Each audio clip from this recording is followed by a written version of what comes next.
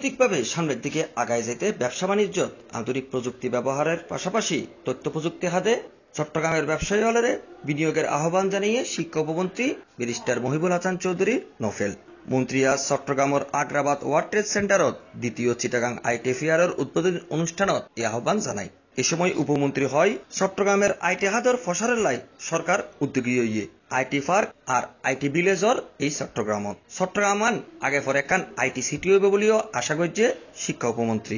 কিন্তু চট্টগ্রাম ভিত্তিক data processing centre বা এই ধরনের তথ্য প্রযুক্তি ভিত্তিক ব্যবসাটা নেই। আবার ই কমার্সের দিক থেকেও আমরা পিছিয়ে আছি। আমাদের চট্টগ্রামের পরিবেশটা একটু ভিন্ন। সেখানে পারিবারিকভাবে ব্যবসায়িক পরিবারগুলো আছেন, তারা যেভাবে করে তাদের পূর্বপুরুষদের থেকে ব্যবসা শিখে এসেছেন ঠিক একইভাবে সেই ব্যবসাটা করছেন। এটা দোষের কিছু নেই, এক এক জায়গায় একটা সংস্কৃতি। তো এখানে যেহেতু ব্যবসার পুরনো ঐতিহ্য আছে, সেই ঐতিহ্যের ভিত্তিতে ব্যবসা হয়। তবে আমাদেরকে সামনের দিকে এগিয়ে নিতে নিজেদেরকে আধুনিক প্রযুক্তি ব্যবহারের মাধ্যমে এবং আধুনিক প্রযুক্তি খাতে ব্যবসা করার ব্যাপারে উদ্যোগী হতেই হবে।